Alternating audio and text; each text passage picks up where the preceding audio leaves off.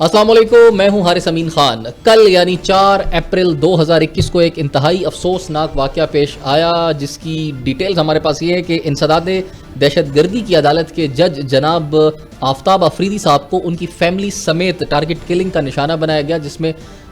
वो और उनकी फैमिली के 3 और अफराद जो है वो शहीद हो गए। और ये वाक़या तब पेश आया, उनके फ़र्जंद के बकौल वो एक पेशावर में शादी की तकरीब अटेंड करके वापस इस्लामाबाद की तरफ आ रहे थे, तो सवाबी इंटरचेंज के करीब ये दहशतगर्दी का उनको सामना करना पड़ा और उस वाक़े में वो शहीद हो गए। ये वाक़या कोई नया नहीं है, कोई पहला नहीं है, इससे पहले भी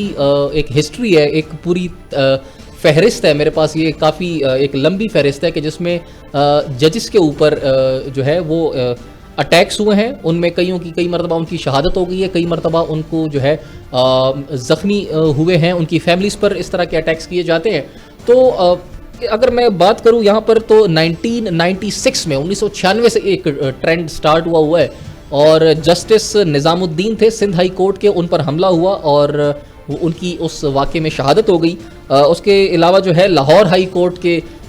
जज राशिद अजीज़ ख़ान साहब पर हमला हुआ था, जो कि 1997 से 2000 तक लाहौर हाई कोर्ट के जज रहे। उन पर हमला हुआ, लेकिन खुशकिस्मती से वो बच गए और ज़ख्मी हुए उस हमले में।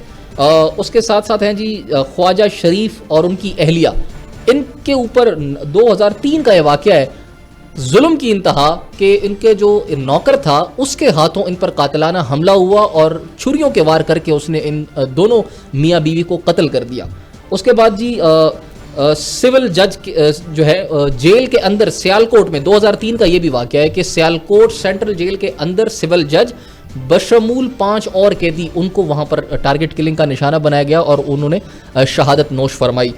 इसी तरह सन 2000 में ATC के, जिस तरह अभी कल जो शहादत हुई है जनाब आफ्ताब अफरीदी साहब की, इसी तरह ATC के जज थे मोहम्मद जमशेद जदून साहब, उनको पब्लिक पार्क के अंदर दिन दिहाड़े दहशतगर्दी का निशाना बनाया गया और उनको भी शहीद कर दिया गया। तो ये इंतहाई एक जो है जो जज होते हैं, जो जस्टिस होते हैं, ये हमारा एक अहम सतून है। हमारी जो गवर्नमेंट है, हमारी अफवाज हैं, हमारे जो ब्यूरोक्रेसी है, हमारे जो जजेस हैं, जुडिशरी है, इनके से रेलेवेंट लोग ये हमारे कौम का असासा होते हैं और ये हमारी एक बैकबोन का किरदार अदा करते हैं। तो इनके ऊपर जब इस तरह के अटैक्स होते हैं तो वो यकीनन हर शख्स, हर इंसान जो है उसकी मजम्मत करता है और काबिल मजम्मत होते हैं। और इतनी हाई प्रोफाइल पर्सनैलिटीज़ के साथ जब इस तरह के वाक़यात पेश आएंगे तो आम आदमी अपनी सिक्योरिटी के हवाले से क्या सोचेगा, वो अपना अपने आप को कितना सिक्योर महफूज करेगा। तो इस हवाले से जो है, इस हवाले से आज हम गुफ्तगू करेंगे और मुझे जो है मेरे पैनल में ज्वाइन करेंगे जनाब अब्दुल्ला गुल साहब और हसन रज़ा पाशा साहब, जो कि मेंबर हैं bar council, Pakistan bar council के। हम एक छोटी सी ब्रेक लेंगे, ब्रेक के बाद दोबारा हाजिर होंगे, अपने गेस्ट के साथ जो है इस मौजू पर बात करेंगे। जी, ब्रेक के बाद खुश आमदीद। हमारे मुल्क का एक अहम असासा जो है जनाब आफ्ताब अफरीदी साहब, उनको कल निशाना बनाया गया दहशतगर्दी का, उन फैमिली समेत उनके साथ जो जुल्म हुआ, इसी पर हम गुफ्तगू करेंगे। मेरे साथ लाइन पर मौजूद होंगे दिफाई तज्ज़ियाकार हैं जनाब अब्दुल्ला गुल साहब। सर बहुत शुक्रिया अब्दुल्ला गुल साहब प्रोग्राम में वक्त देने के लिए। बहुत शुक्रिया और अस्सलाम वालेकुम। अब्दुल्ला गुल साहब, एक इंतहाई अफसोसनाक वाक़या जो कल पेश आया सवाबी इंटरचेंज पर, आप इसके हवाले से क्या कहते हैं? I am speechless. हम मतलब अब हमारे इतने हाई प्रोफाइल लोग जब सिक्योर नहीं हैं तो आम आदमी की सिक्योरिटी के हवाले से हम क्या बात करेंगे? बिस्मिल्लाहिर्रहमानिर्रहीम। सबसे पहले तो बहुत ही अफसोसनाक वाक़या की जितनी मज़म्मत भी की जाए और अहले खाना से ताज़ियत भी जो है। और देखिए, बात यह है कि पूरी दुनिया के अंदर एंटी टेररिस्ट कोर्ट्स होते हैं और वहाँ जज जो होते हैं वो फैसले देते हैं। यहाँ नाम सीग़े राज में नहीं रखा जाता या वो ड्यू प्रोटेक्शन जो है वो प्रोवाइड नहीं की जाती। आप देखें कि बड़े टारगेट करके उन्होंने मारा और साथ ही साथ मोटरवे एक ऐसी जगह है जो कि मेरे ख्याल में उसके ऊपर ऐसी वारदात का हो जाना, ये खुद एक मेरे ख्याल में बहुत अचंभे की बात है। वो भी एक इंटरचेंज के पास करके, यानी कि जो लोग थे वो पीछा कर रहे थे, वो ट्रैक कर रहे थे, उनको इल्म था। और अगर जो गार्ड्स थे या साथ उनकी जो प्रोटेक्शन थी وہ اتنی ویجیلنٹ نہیں تھی، تو یہ سوال اس کے اوپر بھی یقیناً اٹھتا ہے. لیکن بہرحال کیونکہ بات یہ ہوتی ہے کہ جب ایک وقت مقرر ہوتا ہے، ہمارا ایمان بھی ہے، لیکن مسئلہ یہ ہے کہ آپ کو یہ قانون سازی کرنی پڑے گی جس کے اندر آپ کو ایسے عدالت کے جو ججز ہیں معزز،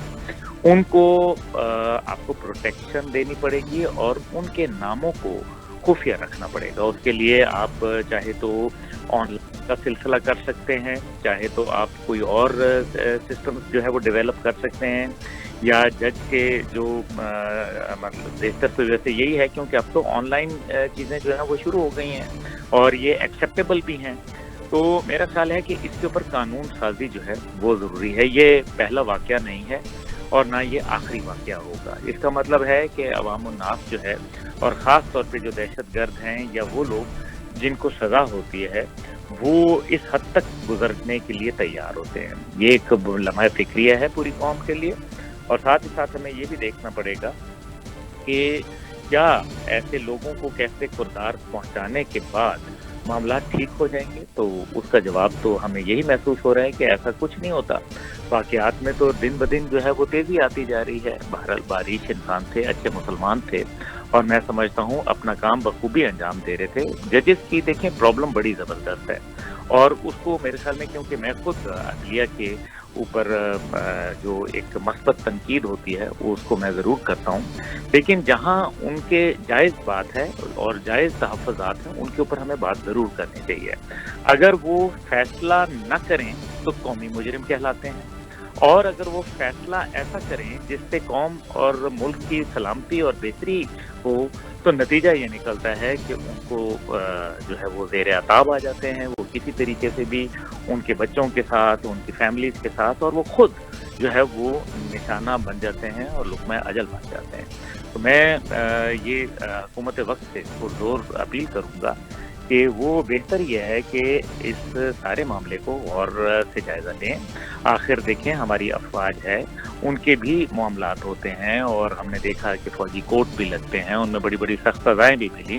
لیکن پھر ان لوگوں کو جو ہے ان کے نام خفیہ رکھے گئے، ان کے معاملات کو جو ہے وہ خفیہ رکھا گیا. لیکن اگر ایسا نہیں کیا جائے گا تو پھر مجبوری ہے ججز کی بھی، وہ کہاں جائیں، وہ کیا کریں. اور پھر لیبر کورٹ سے پھر ان کا تبادلہ ایک دم اینٹی ٹیررسٹ کورٹ کے اندر ہو گیا. یہ بھی میرے خیال میں ایک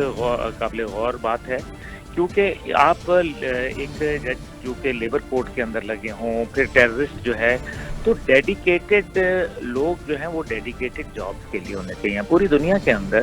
دیکھیں، پہلے ہم سمجھتے تھے کہ جی ڈاکٹر کے پاس جائیں گے تو ڈاکٹر ہر قسم کا علاج، وہ کھانسی کا بھی علاج کرتا تھا، وہ دل کا بھی علاج کرتا تھا، وہ جوڑوں کا بھی علاج کرتا تھا. لیکن اب جو ہے وہ ڈاکٹر کے اندر بھی آپ نے دیکھا ہوگا کہ فیلڈ جو ہیں وہ انہوں نے علیحدہ علیحدہ کر دی ہیں، سیگریگیٹ کر لیا ہے. اور حد یہ ہے کہ ہارٹ کے اندر بھی ہارٹ اسپیشلسٹ اور ہیں، ہارٹ سرجن اور ہیں، اس کے الیکٹرو کارڈیو کا جو سسٹم ہے اس کے لیے باقاعدہ علیحدہ سسٹم ہے. یعنی کہ اس کی اندر بھی آپ کو مختلف فیلڈ مل گئی ہیں. بچوں کے ہارٹ کے اسپیشلسٹ اور ہیں، بڑوں کے اور ہیں. اسی طریقے سے مختلف جو اینستھیٹسٹ ہیں ان کے اندر اینستھیزیا دینے والے، جو دل کے آپریشن کے لیے اینستھیزیا دینے والا فرق ہوتا ہے، جو ڈیلیوری کیسز کے لیے جو ہے وہ اینستھیزیا فرق ہوتا ہے. اسی طریقے سے کوئی اور آپ کا آپریشن ہے تو اس کے لیے اینستھیزیا دینے والا ڈاکٹر ڈیڈیکیٹڈ ہوتا ہے. کڈنیز کے لیے فرق چیز کی جاتی ہے. تو اب ججز کو بھی میرے خیال میں جس مقصد کے لیے وہ ہیں ان کو آپ میرے خیال میں right man for the right job, اور تاکہ ان کا تجربہ بھی وسیع ہو اور اس فیلڈ کے اندر ان کے نام بھی صیغہ راز میں رکھے جا سکیں، اور کسی کو یہ نہ علم ہو ماں سوائے چند ایک لوگوں کے کہ وہ جج کیا کام کرتے ہیں اور ان کے مقاصد کیا ہیں اور وہ کون سا کیس سن رہے ہیں. اگر آپ اینٹی ٹیررسٹ کورٹ میں بھی ہیں لیکن آپ کون سا کیس سن رہے ہیں یہ کسی کو نہیں پتا ہونا چاہیے. اور یہ صرف تب ہی ہوگا جب حکومت باقاعدہ قانون سازی کرے گی، کیونکہ یہ قانون ساز اسمبلی ہے. قانون ساز ٹھیک، عبداللہ اول صاحب یہ پوائنٹ ایگزیکٹلی آپ نے جو بات کہی کہ ان کے نام جو ہیں اسپیشلی جو اینٹی ٹیررسٹ کورٹ کے ججز ہیں ان کے نام ہمیں خفیہ رکھنے ہوں گے، کیونکہ یہ آج کی تاریخ، یہ 1996 سے جو ہے یہ حملے شروع ہیں اور اس طرح کے جو ہے ججز کی شہادتیں ہو رہی ہیں. ایک اور بات یہ بھی سامنے آ رہی ہے کہ یہ شاید ان کا کوئی خاندانی تنازع چل رہا تھا، اس کی بنا پر یہ حملے کیے گئے ہیں، نہ کہ کسی فیصلے کی وجہ سے اس کا کوئی آؤٹ پٹ نہیں ہے. تو اگر واقعی میں ایسا ہے، ایسی کوئی بات ہے، تو پھر اس سے تو یہی ثابت ہوتا ہے کہ جو سیکیورٹی پوائنٹ آف ویو سے اگر ہم دیکھیں تو میں سمجھتا ہوں کہ وہ ایڈیکویٹ نہیں ہے، وہ سیکیورٹی جو ان کو فراہم کی گئی ہے یا وہ اپنے ساتھ جو کیری کر کے لے کے جا رہے تھے تو وہ شاید پوری نہیں ہے. دیکھیں، جہاں تک سیکیورٹی کا تعلق ہے، صرف پولیس میں آ جانا اور آپ اس سے وردی سے لوگ گھبراتے تو ہیں. ہاں، اس میں یہ ہوتا ہے کہ جب جو ایسے لوگ جن کو سیکیورٹی فراہم کی گئی ہے وہ یقیناً ان کے پاس گن ہوتی ہے، لیکن گن کے کیا حالات ہوتے ہیں یقین مانیں کہ ان میں سے اکثر گن جو ہیں وہ شاید چلتی بھی نہ ہوں. اور آپ یہ، بلکہ میں آپ سے گزارش کروں گا کہ آپ ایک سروے کنڈکٹ کروا لیں اور آپ کو پتہ چل جائے گا کہ جتنے بھی سیکیورٹی گارڈ ہیں جو کہ حکومت کی طرف سے مہیا کیے گئے ہیں، ان کو پراپر جو ہیومن پروٹیکشن کی ٹریننگ ہی نہیں دی گئی. وہ نارمل پولیس والے ہیں بیچارے، ان کا کیا کام، ان کو کیا پتا. اور پھر جو اب ایلیٹ فورس ہے اور ایلیٹ فورس والے جو لوگ ہیں وہ ان کے جو قانون ہے اس کے اندر وہ سیکیورٹی فراہم کرنے کی پابندی نہیں ہے. تو یعنی کہ عام پولیس والا جس کی کوئی ٹریننگ نہیں ہے، جس کا کوئی تجربہ نہیں ہے، ہیومن پروٹیکشن کو وہ دیکھتا نہیں ہے، اس کو آپ پروٹیکشن پہ لگا دیتے ہیں. جہاں تک خاندانی تنازع کی بات ہے، پہلی بات ہے کہ اس پوسٹ کے اوپر جو لوگ آ جاتے ہیں، کون ہے پاکستان میں جس کا کوئی خاندانی تنازع نہیں ہوگا؟ یا پوری دنیا میں ہر آدمی کا کوئی نہ کوئی خاندانی تنازع چھوٹا موٹا لگا رہتا ہے. لیکن اس کا مطلب ہرگز یہ نہیں ہوتا کہ کسی کی جان لے لی جائے. جان لینے کے پیچھے بہت سارے اور محرکات ہوتے ہیں، اور جان بھی صرف ایک شخصیت کی نہیں لی گئی بلکہ ایک فیملی کی لی گئی ہے، اور انتہائی یہ صفاقانہ جو ہے عمل کیا گیا. یہ کوئی نان پروفیشنل لوگ نہیں ہیں. اس کی واردات سے آپ اندازہ کر لیں کہ کس انداز میں انہوں نے ہٹ کیا ہے، کہ آپ کو پتہ چل جائے گا کہ یہ نان پروفیشنل کا کام ہی نہیں ہے. تو خاندانی لوگ جو ہیں وہ اگر خاندانی تنازع ہو تو خاندان والا ظاہر ہے کسی اجرتی قاتل سے رابطہ کرتا ہے. اجرتی قاتل بھی پوچھتا ہے کہ جناب آپ نے مارنا کس کو ہے، اور اگر مارنا ہے ایک جج کو، وہ بھی اینٹی ٹیررسٹ کورٹ کے، اور وہ بھی اس کی فیملی سمیت مارنا ہے، تو پھر آپ مجھے سمجھا دیں کہ یہ کیسے ممکن ہے. اس کو مختلف آرام سے ہم لوگ خاندانی تنازع دے کے اس معاملے کو جو ہے وہ ٹھنڈا کر دیں. پہلی بات ہے، اجرتی قاتل بھی کبھی اس قسم کے معاملات کے اوپر ہاتھ نہیں ڈالتے، اور اگر بالفرض ڈال بھی دیں تو کیا خاندانی تنازع اتنا ہوگا کہ کم از کم جو ہے وہ 3-4-5 کروڑ روپے جو ہے وہ اتنا تو لیا ہوگا ظاہر ہے کسی بھی اجرتی قاتل نے. تو کیا اتنا کوئی خاندانی تنازع ہو سکتا ہے؟ میکسیمم یہی ہوتا ہے نا کہ جی گھر تھا، جائیداد تھی، 2 پلاٹ تھے، وہ نہیں ملے تو وہ ان کی قیمت تو از اٹ ورتھ. بات تو یہ میں پوچھنا چاہ رہا ہوں، کیا یہ اس قابل ہے؟ تو یہ سوال کا جواب جو ہے اس کا نفی میں ملتا ہے. تو میں سمجھتا ہوں کہ اس کو معاملے کو بجائے ٹھنڈا کرنے کے، اس کے محرکات کے اوپر غور کرنا چاہیے، جو کیفر کردار تک تو پہنچانا ہی چاہیے ظالموں کو، لیکن ساتھ ہی ساتھ یہ بھی سوچنا پڑے گا کہ ان کے لیے ہمیں پراپر ایک لاہ عمل جب تک نہیں بنائیں گے. آپ نے جس طرح سے صحیح فرمایا کہ یہ متعدد دفعہ 1996 سے معاملات شروع ہیں، مطلب قانون سازی کرنی ضروری ہے، اور اس حوالے سے جو ہے جو موجودہ گورنمنٹ ہے ان کو سٹیپس لینے چاہیے. جس طرح ہم ریفارمز کی بات کرتے ہیں، جوڈیشل ریفارمز جو ہے وہ انتہائی اہم ہے. عبداللہ گل صاحب، بہت شکریہ آپ کے قیمتی وقت کے لیے. اور اسی حوالے سے ایک اہم بات یہ ہے کہ جو جناب آفتاب آفریدی صاحب ہیں جن کا کل قتل ہوا، ان کے فرزند نے جو FIR درج کرائی ہے اس میں جن لوگوں کو انہوں نے ان کے نام ڈلوائے ہیں شامل ہیں، اس میں سپریم کورٹ بار ایسوسی ایشن کے صدر کا نام اور ان کے فرزند کا نام بھی شامل ہے. تو اس حوالے سے بھی کافی سوالیہ نشان جو ہے وہ اٹھ رہے ہیں. سپریم کورٹ بار ایسوسی ایشن کے جو صدر ہیں انہوں نے اس بات کی تردید بھی کی ہے، اور انہوں نے آ کر کہا ہے کہ میرا اور میرے بیٹے کا اس معاملے سے کوئی بھی تعلق نہیں ہے. اور اگر ساتھ ساتھ دیکھا جائے تو آج ان کے فرزند کو گرفتار بھی کیا گیا ہے، اور مزید فردر جو ہے وہ انویسٹیگیشن کے بعد ہی معاملہ سامنے آئے گا کہ آخر ان کی جو گرفتاری کی گئی تو کچھ انویسٹیگیٹ ہو سکا، ان پر کچھ ثابت ہو سکا، یا یہ ذاتی جو ہے کوئی ان کا آپس میں کنفلکٹ چل رہا تھا جس کی بنا پر ان پہ اتنا سنگین الزامات لگے ہیں. اس حوالے سے حسن رضا پاشا جناب ہیں اور ممبر پاکستان بار کاؤنسل، انہوں نے مجھے جوائن کیا ہے. بہت شکریہ حسن رضا پاشا صاحب. جی السلام. پاشا صاحب، ایک بات سامنے آئی ہے کہ کل جو واقعہ پیش آیا آفتاب افریدی صاحب کے ساتھ، ان کے جو فرزند ہیں انہوں نے جو ایف آئی آر درج کرائی ہے اس میں سپریم کورٹ بار ایسوسی ایشن کے صدر اور ان کے فرزند کے نام بھی مینشن ہیں. اس حوالے سے آپ کیا کہنا چاہتے ہیں کہ درمیان کوئی باقی میں کیا اتنا کوئی سیریس کنفلکٹ چل رہا تھا جس کی بنا پر انہوں نے ایف آئی آر میں قاتلانہ حملے کے اور قتل کے اقدامات جو ہے وہ الزامات ان پر لگا دیے؟ جی ایف آئی آر میں تو انہوں نے یہ لکھا ہے کہ جو وجہ اناد ہے وہ سابقہ قتل کی دشمنی. تو اس سے یہ لگتا ہے کہ شاید دونوں خاندانوں میں قتل کی پہلے مقدمات جو ہیں وہ چلے ہوں گے، اسی وجہ سے انہوں نے وجہ اناد کے طور پہ سابقہ دشمنی قتل لکھی ہے. اور جہاں تک Abdul Latif Khan Afridi president supreme court bar ایسوسی ایشن کا تعلق ہے،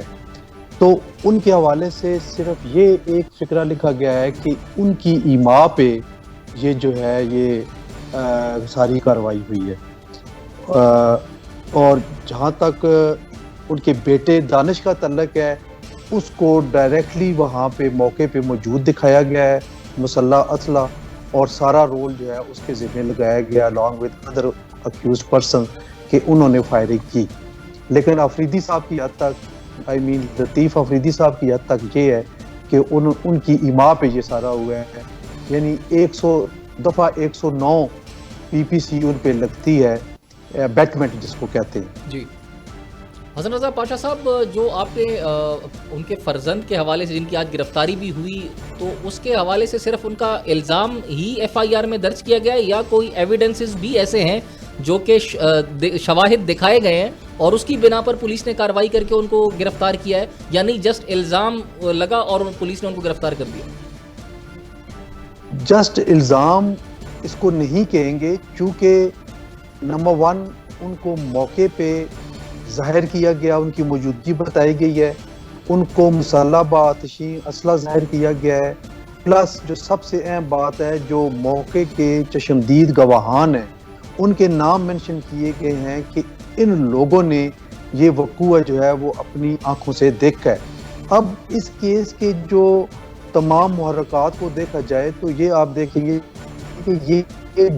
ڈے لائٹ ٹیکرس ہے، رات کی روشنی کا یہ وقوع بیان کیا گیا ہے، اور اس میں چشمدید گواہان جو ہیں وہ موقع پہ موجود ہیں اور جن کے نام ایف آئی آر میں لکھے گئے. تو یہ ایک اپیرنٹلی یہ ایویڈنس کافی ہے گرفتار نامینیٹڈ اکیوز پرسنز کو گرفتار کرنے کے لیے. ٹھیک. اچھا حسن رضا پاشا صاحب، ایک اور اہم بات ججز کی سیکیورٹی کے حوالے سے، کیونکہ یہ ایک بہت ہی ہائی پروفائل مرڈر کیس ہے، تو اس حوالے سے یہ بھی کہا جا رہا تھا کیونکہ اے ٹی سی کو کے یہ جج تھے، اس حوالے سے ان کو تھریٹس بھی تھے اور کچھ لوگ اس چیز کو اس طرف دوسری جانب لے کر جا رہے تھے، اور جو کچھ جو ہے وہ خاندانی تنازع پر بات کر رہے تھے. دونوں باتیں اس میں جو بھی درست ہے، لیکن سوال ان کی سیکیورٹی پر ضرور اٹھتا ہے. تو آپ کیا سمجھتے ہیں ان کو گورنمنٹ کی طرف سے سیکیورٹی اس لیول کی نہیں پرووائڈ کی جاتی ججز کو جو کہ ہونی چاہیے، یا یہ لوگ خود جو ہے اس چیز کو اوائڈ کرتے ہیں یا ویل ٹرینڈ نہیں ہوتے؟ اس حوالے سے آپ کی کیا آبزرویشنز ہیں؟ دیکھیں جی، بات یہ ہے کہ یہ اسپیشل کورٹ کے جج تھے. اینٹی ٹیررزم ایکٹ کے تحت جو کورٹ جو ہے وہ فنکشنل ہوتی ہیں، اس کورٹ کے یہ جج تھے، اور یہ ایکٹ اسی لیے لایا گیا کہ عام کورٹ جو ہیں، جو آرڈینری کورٹس ہیں، وہ ایسے جو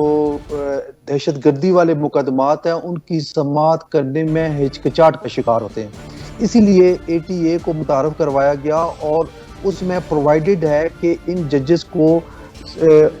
عام ججز کی نسبت، آرڈینری ججز کی نسبت سیکورٹی جو ہے وہ بہت زیادہ دی جاتی ہے. آپ نے دیکھا ہوگا کہ جب بھی ان کی موومنٹ ہوتی ہے کم از کم 2 اسکارٹ جو ہیں ان کے ساتھ ہوتے ہیں، ایک آگے اور ایک پیچھے، اور تب ان کی موومنٹ ہوتی ہے. ایف آئی آر جو میں نے پڑھی ہے اس کے مطابق بھی ان کے گھر تھے، اور انٹرسٹنگ بات یہ ہے کہ ان کا جو بیٹا ہے، جو مدعی ہے، وہ اسلام آباد میں پریکٹس کرتے ہیں، لیکن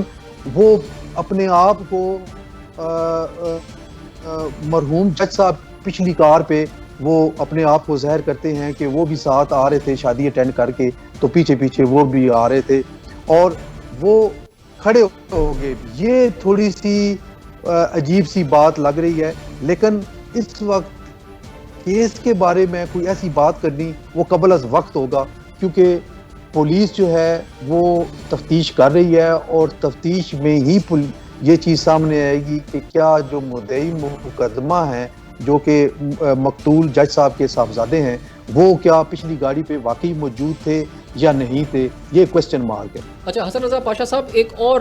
آخری سوال اور ایک اہم سوال کہ جو بھی ہمارے جو اسپیشل کورٹس کے ججز ہیں, جس طرح کہ آفتاب آفریدی صاحب مرحوم بھی تھے, تو کیا یہ جس کیس کو پروسیڈ کر رہے ہوتے ہیں, جس کیس کو سن رہے ہوتے ہیں, سماعت کر رہے ہوتے ہیں, کیا ان کے نام خفیہ رکھے جاتے ہیں کہ فلاں جج فلاں کیس کو پروسیڈ کر رہا ہے, یا نہیں وہ سب کو پتہ ہوتا ہے کہ فلاں کیس کو فلاں جج ہی سن رہا ہے؟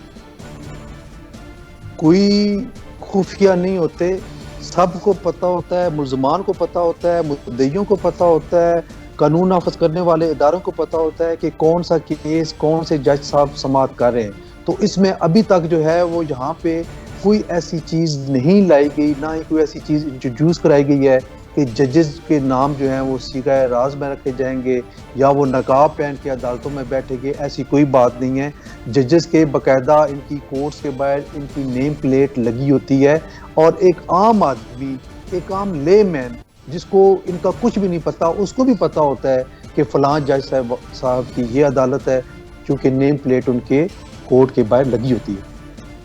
حسن رضا پاشا صاحب بہت شکریہ آپ کے قیمتی وقت کے لیے. حسن رضا پاشا صاحب کے مطابق جو بھی ہمارے رسپیکٹیبل ججز ہیں وہ جو بھی کیس سماعت کر رہے ہوتے ہیں, اسپیشلی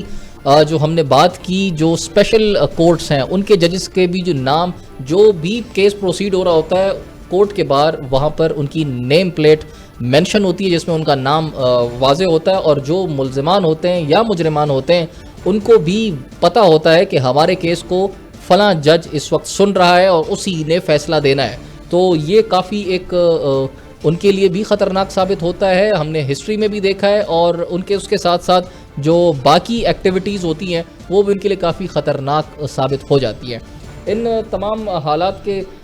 پر ہم نے گفتگو کی. اب ایک اور انتہائی اہم معاملہ پاکستان کی سیاست میں جو چل رہا ہے وہ ہے پی ڈی ایم میں جو دراڑیں پڑی ہیں, اور اس سے انکار بھی پی ڈی ایم نہیں کر رہی, نہ ان کے جس کے ساتھ اختلافات ہیں وہ بھی انکار نہیں کر رہے, لیکن وہ ہمیں کسی بھی پلیٹ فارم پہ ایک ہوتے ہوئے, ایک ساتھ چلتے ہوئے بھی دکھائی نہیں دیتے. آج ایک انٹرسٹنگ واقعہ پیش آیا, اور ایک کہ جناب مولانا فضل الرحمان صاحب جو کہ پی ڈی ایم کے تحریک کے پریزیڈنٹ ہیں, انہوں نے شو کاز جو ہے لیٹرز جاری کیے ہیں پیپلز پارٹی کو اور اے این پی کو. اب یہ شو کوز نوٹسز ان کو کس حوالے سے جاری کیے گئے ہیں, آخر انہوں نے کس بات کا جواب ان لیٹرز میں مانگا ہے, اس بات کو خفیہ رکھا گیا ہے اور اس بات کو پبلک نہیں کیا گیا. اور جواب میں جو ہے بلاول بھٹو زرداری صاحب نے بھی ایک بیان دیا, جناب یوسف رضا گیلانی صاحب بھی کہتے ہیں کہ ہم گورنمنٹ کے ساتھ بھی جو ان کے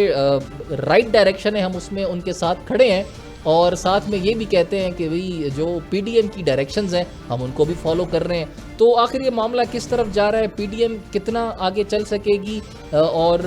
دوسری اہم بات جو مولانا فضل الرحمان صاحب نے یہ بات کہی کہ آپ نے مجھے ودن 7 days آنسر کرنا ہے جو شو کاز نوٹسز آپ کو ملے ہیں, تو کیا پیپلز پارٹی اور اے این پی ان کو 7 دن میں رسپونڈ کرے گی, اور اگر کرے گی تو کیا وہ اطمینان ان کو ہوگا. اس حوالے سے مجھے جناب عاصم نواز عباسی صاحب نے جوائن کیا ہے, تجزیہ کار ہیں. بہت شکریہ عاصم نواز صاحب. جی thank you very much. Asim Nawaz sahab, آج مولانا فضل الرحمان صاحب نے جو ہے شو کاز نوٹسز جاری کیے ہیں اے این پی کو, پیپلز پارٹی کو, آپ کیا کہتے ہیں اس حوالے سے؟ دیکھیں میں یہ سمجھتا ہوں کہ جو شو کاز نوٹس کے حوالے سے, کیونکہ اس کی جو ڈیٹیلز ہیں وہ تو سامنے نہیں آئی, انہوں نے ریویل نہیں کی, لیکن لگ یہ رہا ہے کہ یہ جو شو کاز نوٹس ہے وہ ڈیفینیٹلی یہی بات ہے, یہ پیپلز پارٹی کو اخلاقی طور پہ تھوڑا سا نیچا دکھانے کے لیے عوام کے سامنے میں شو کاز نوٹس دیا ہے. اور اس میں ظاہری سی بات ہے کہ ایک بات ضرور پوچھی گئی ہوگی جہاں شاید اور باتیں نہیں. اس میں ایک بات امپورٹنٹ یہ ہے کہ انہوں نے یہ پوچھا ہوگا کہ اگر آپ اپوزیشن کر رہے ہیں تو آپ نے کس حیثیت سے حکومتی اراکین کا ووٹ لیا چیئرمین سینٹ کے اس کے لیے انتخاب کے لیے. اس میں ایک بات تو یہ ڈیفینیٹ ہے. لیکن امپورٹنٹ یہ نہیں، امپورٹنٹ یہ ہے کہ پی ٹی ایم کا جو اتحاد تھا خاص طور پہ مسلم لیگ نون اور پیپلز پارٹی کا، پی ٹی ایم کے حوالے سے جو خدشات شروع سے جنم لے رہے تھے وہ بالآخر درست ثابت ہوئے، کیونکہ پیپلز پارٹی اور مسلم لیگ نون ہمیشہ سے آپ کو پتہ یہ رائیول جماعتیں رہی ہیں، اپوزیشن کرتی رہی ہیں، ایک حکومت میں ہوتی تھی تو ایک اپوزیشن میں ہوتی تھی. تو ان کا جو باہمی جو اشتراک ہے وہ کسی حوالے سے بھی ہمیں لانگ ٹرم وہ نہیں دکھ رہا تھا. تو پی ٹی آئی تو اپنی کارکردگی کی جیسے شاید کوئی مشکل حریف ثابت نہیں ہوگی. جو مقابلہ ہونا ہے وہ آنے والے الیکشن میں وہ ان دونوں پارٹیوں میں ہی ہوگا، یعنی پیپلز پارٹی اور مسلم لیگ نواز میں ہی ہوگا. پیپلز پارٹی سے ٹوٹ کر جو اراکین پی ٹی آئی میں چلے گئے تھے، آپ نے دیکھا بہت ساری پی ٹی آئی بنی ہی پیپلز پارٹی کے اراکین سے ہے. بہت سارے لوگ پیپلز پارٹی چھوڑ کر پی ٹی آئی میں چلے گئے، وہ اب ایک بار پھر پیپلز پارٹی میں ہی اپنی جگہ بنانا چاہیں گے. اور جس طرح نبیل بقول صاحب کو پیپلز پارٹی میں واپس لے لیا تھا، آنے والے وقتوں میں ہم دیکھیں گے کہ بہت سارے لوگ جو پیپلز پارٹی چھوڑ کر گئے تھے ماضی میں وہ دوبارہ آ رہے ہیں. تو پی ڈی ایم تو میں یہ سمجھتا ہوں اب آ کے یہ لگ رہا ہے، کیونکہ ایک ٹیمپو بنا تھا کہ جب یہ ساری جماعتیں اتحاد ان کا نظر آ رہا تھا تو ایسا لگ رہا تھا کہ شاید حکومت کے لیے وہ مشکل کھڑی کر دیں گے. لیکن سینیٹ انتخاب کے بعد اور پھر پیپلز پارٹی کا مسلم لیگ نون یا پی ڈی ایم کو چھوڑ دینا، وہ یہ چیز ظاہر کرتا ہے کہ یہ حکومت تحریک انصاف کی حکومت اپنا وقت پورا کرے گی، اور اس کے بعد دیکھا یہ جائے گا کہ اب آگے کس کا میدان ہے یا کس کی حکومت ہونی ہے. یہ بات عاصم نواز صاحب، آپ اس پورے معاملے میں کس کا پلڑا بھاری دیکھتے ہیں کہ وہ جماعتیں جنہوں نے اس اتحاد کو توڑ کر اپنا ایک رستہ اختیار کر لیا، یعنی کہ پیپلز پارٹی کی میں بات کروں گا، یا پی ڈی ایم کی وہ جماعتیں جو ابھی بھی متحرک ہیں اور ان کا فیصلہ ابھی بھی اٹل ہے کہ ہم نے استعفے دینے ہیں اور اس کے بعد روڈوں پر نکلنا ہے، اور ان کا جو بنیادی ایک ان کا آپس میں کلیش ہے وہ اسی استعفوں پر ہی ہے کہ پیپلز پارٹی وہ استعفے دینے کو تیار نہیں ہے. تو آپ کیا سمجھتے ہیں، کیا پی ڈی ایم کے آگے پیپلز پارٹی ہتھیار ڈال دے گی، یا پیپلز پارٹی کو پی ڈی ایم کی ساری جماعتیں دوبارہ سے جوائن کر لیں گے اور اکٹھے اسمبلی کے اندر بیٹھ کر اپوزیشن کریں گے؟ میرے خیال سے جو کرنٹ سچویشن سامنے آ گئی ہے کہ پیپلز پارٹی اور A N P P D M کی باقی جماعتوں سے الگ ہوگی، یہ سلسلہ اسی طرح چلتا رہے گا. لیکن جو آپ نے سوال کیا انیشلی کہ مسلم لیگ نون یا پی ڈی ایم اور پیپلز پارٹی کی سیاست کا اگر غیر جانبدارانہ موازنہ کیا جائے تو مفاد پرست سیاست کرنے میں پیپلز پارٹی کا پلڑا بھاری دکھائی دیتا ہے. یعنی انہوں نے اخلاقی رویوں کو، سیاسی رویوں کو پامال کیا ہے، کیونکہ پیپلز پارٹی نے ہی اس اپنی جو بھی کمٹمنٹس تھے ان کو توڑا. اور پیپلز پارٹی کا ویسے یہ وتیرہ رہا ہے، پیپلز پارٹی کا ماضی ایسا رہا ہے، خاص طور پر زرداری صاحب کے جو ایک نہیں ہوتا. مجھے یاد ہے کہ ایک دفعہ زرداری صاحب نے یہ بھی کہا تھا کہ بات ایک قانون کی، اور حالانکہ یہ چیزیں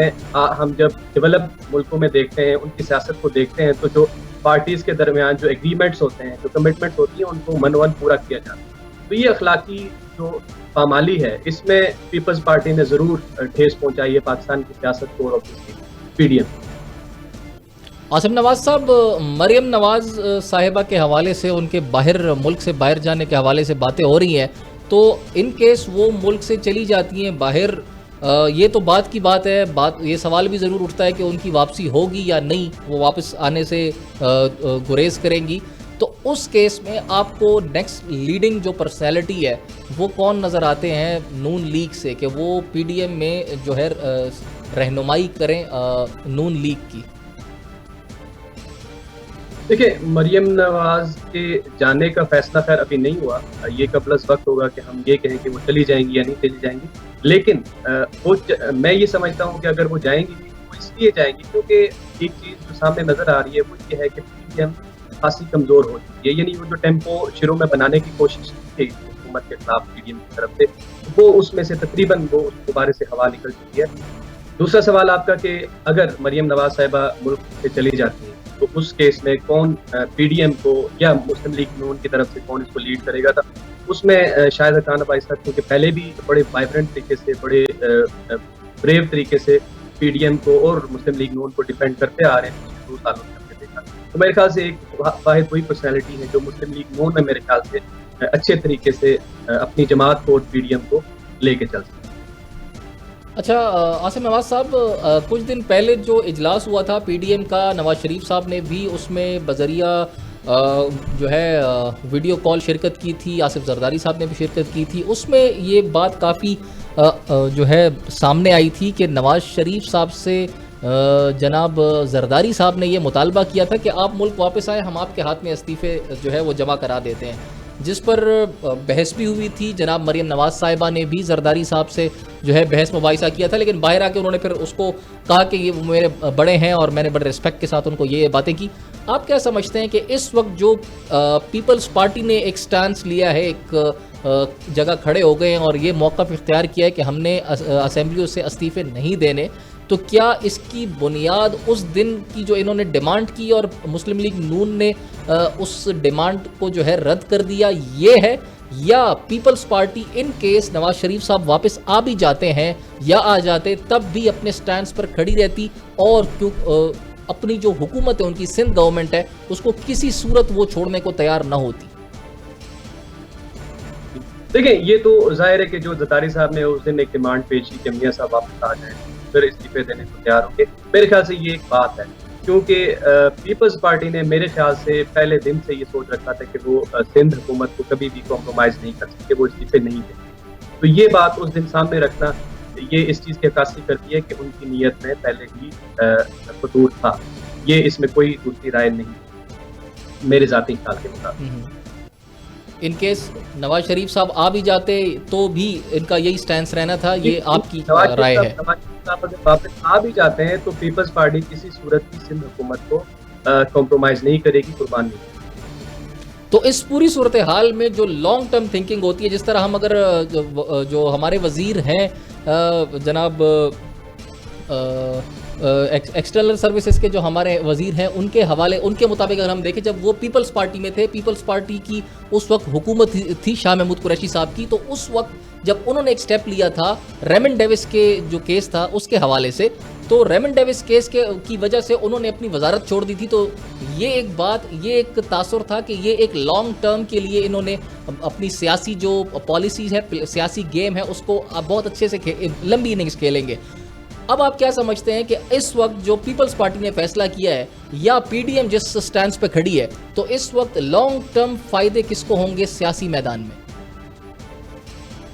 دیکھیں لانگ ٹرم فائدے اب میں یہ سمجھتا ہوں کہ جو پی ڈی ایم کی ساری جماعتیں ہیں وہ یہ سوچ چکی ہیں، وہ یہ فیصلہ کر چکی ہیں کہ اب حکومت تو جانے والی نہیں ہے، یعنی عمران خان صاحب ٹینیور پورا کیے بغیر نہیں جائیں گے. اب جو ٹارگیٹ ہے وہ نیکسٹ الیکشن ہے، یعنی 2023 کا الیکشن ہے. اس میں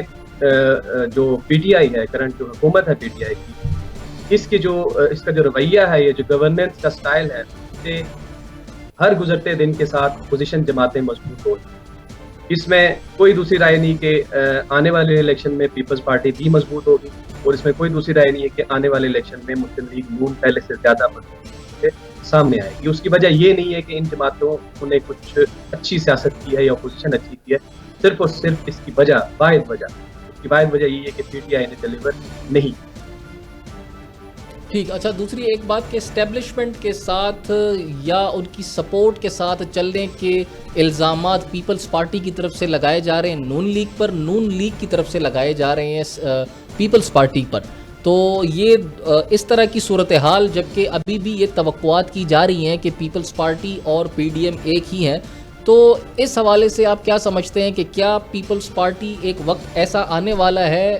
اگلے ایک آدھ ہفتے میں کہ یہ بات بہت ہی کلیئر ہو جائے گی کہ پیپلز پارٹی کلیئرلی کہہ دے گی کہ we stand with this sitting government, یا ایسا نہیں ہوگا جس طریقے سے نہ وہ پی ڈی ایم کو اوپنلی ان کا ساتھ دینے کا جو ہے دعویٰ کرتے ہیں، نہ وہ گورنمنٹ کی پالیسیز کے ساتھ چلنے کا جو ہے وہ دعویٰ کرتے ہیں؟ آپ سمجھتے ہیں کہ اسی طریقے سے اسی فلو کے ساتھ پیپلز پارٹی چلے گی، یا ایک طرف ایک سائڈ لے لے گی یس کہ عمران خان ٹھیک ہے ہم ان کے ساتھ چل رہے ہیں؟ نہیں دیکھیں، عمران خان کو یس کہنا یا عمران خان کی حکومت کو یس کہنا یہ پیپلز پارٹی کی سیاست کو نقصان پہنچائے گا، کیونکہ پی ٹی آئی کو آپ پچھلے 2.5 سال پی ٹی آئی کو گالیاں دیتے رہے، اب اگلے 2.5 سال آپ یہ کہیں کہ عمران خان صاحب بہت اچھے ہوتے ہیں، تو یہ ان کی سیاست کو نقصان ہوگا. نہیں، اصل میں سر انہوں نے جو ابھی اپوزیشن لیڈر لانے کے لیے جو ووٹنگ ہوئی ہے وہ بھی تو انہوں نے حکومت کے جو اتحادی ہے ان سے ہی ووٹ لے کر جو ہے وہ اپوزیشن لیڈر اپنا بنایا ہے, تو یہ بھی توقع ان سے کی جا سکتی ہے کہ ممکن ہے کہ وہ ان کی ہاں میں ہاں ملائیں. میرا ذاتی خیال ہے کہ وہ ہاں میں ہاں نہیں ملائیں گے. ہاں انہوں نے الیکشن کی حد تک ضرور کوشش کر کے اپنا زرداری صاحب کیونکہ اس معاملے میں بڑے مشہور بھی ہیں اور بڑے شاطر بھی ہیں, وہ اس طرح کے معاملات کو ڈیل کر لیتے ہیں, لیکن کیونکہ انہوں نے اپنی فیوچر کی سیاست کو بچانا ہے, اپنے آنے والے 2023 کے الیکشن ہے اس کو دیکھنا ہے, تو میرا نہیں خیال کہ وہ حکومت اس طریقے سے سپورٹ کریں گے کہ وہ یہ کہنا شروع کر دیں کہ تحریک انصاف کی حکومت بہت اچھی ہے, اس سے ان کی سیاست کو نقصان ہوگا. دوسری جو بات آپ نے کی ہے کہ اسٹیبلشمنٹ کی طرف ان کا جھکاؤ ہے یا نہیں ہے, تو اس میں ایک جو اشارہ ہے وہ زرداری صاحب نے یہ دے دیا تھا کہ جس سے تمام اپوزیشن جماعتیں جو دیگر نون اور دوسری جماعتیں ہیں یہ کہنا شروع ہوگی کہ اسٹیبلشمنٹ نے اپنا کوئی نیا جو دوست ہے وہ چوز کر لیا. میرے خیال سے اس میں بھی کوئی اتنی اوتھینٹسٹی یا مجھے اتنا کوئی اس میں وزن نظر اس لیے نہیں آتا کیونکہ پیپلز پارٹی بھی آزمائی جا چکی ہے اور وہ برے طریقے سے فیل ہو چکی ہے اس سے پہلے بھی. تو میرا نہیں خیال کہ بلاول بھٹو صاحب کی صورت میں وہ ایسے ایک بندے کو اسٹیبلشمنٹ سپورٹ کرے گی, کیونکہ ہر ملک میں اسٹیبلشمنٹ سپورٹ تو ہوتی ہے, وہ چیز الگ ہے کہ وہ کس طریقے سے لوگوں کو آگے لاتے ہیں یا نہیں لاتے, وہ ایک الگ بحث ہے. لیکن میرا نہیں خیال کہ بلاول بھٹو صاحب کو اس طریقے سے اسٹیبلشمنٹ سپورٹ کرے گی. ابھی دیکھیں بہت وقت بچا, ابھی 2.5 سال ہمارے پاس ہیں, اس میں بہت ساری چیزیں سامنے آئیں گی, بہت ساری چیزیں ہمیں ابھی لگ رہا ہے کہ ایسے ہونے جا رہا ہے, تو آپ دیکھیں گے 6 مہینے بعد سال بعد وہ چیزیں یکسر مختلف ہمیں نظر آ رہی ہیں. اس کا فیصلہ ابھی کرنا میرے خیال سے قبل وقت ہے کہ کون سی جماعت فیوچر میں اسٹیبلشمنٹ سپورٹ حاصل کر پائے گی. ٹھیک ہے, بہت شکریہ آپ کا جناب عاصم نواز عباسی صاحب. اس وقت جو پی ڈی ایم کی صورتحال ہے, جو وہاں پر دراڑیں جو ہے وہ پڑ چکی ہیں, کئی لوگ یہ دعویٰ کر رہے ہیں کہ پڑ چکی ہیں, لیکن پی ڈی ایم یہ ماننے کو تیار نہیں ہے. پیپلز پارٹی بھی کہتی ہے کہ ہم پی ڈی ایم کے ساتھ کھڑے ہیں, اور لیکن اب جو آج بات ہوئی جو مولانا صاحب کی طرف سے show cause notices Peoples Party کو اور اے این پی کو گئے ہیں, اس کا جواب وہ 7 دن کے اندر دے پائیں گے, اور اگر دیتے ہیں تو کیا اس سے مولانا صاحب اور ان کی جو ٹیم ہے وہ سیٹسفائیڈ ہوں گے یا نہیں ہوں گے, یہ ایک بہت ہی اہم بات ہے, کیونکہ یہ شاید فیصلہ کن جواب ہوں گے پی ڈی ایم کے لیے کہ کیا اگلے آنے والے مراحل میں پیپلز پارٹی اور اے این پی ان کے ساتھ کھڑے ہیں یا ان کا ساتھ یہیں تک تھا. تو یہ جاننے کے لیے ہمیں کچھ دن مزید انتظار کرنا پڑے گا جب تک وہ اپنے جوابات جو ہے مولانا صاحب کو سبمٹ کرائیں گے. ناظرین, اگلے پروگرام تک کے لیے اجازت دیجیے. اللہ حافظ. پاکستان زندہ باد.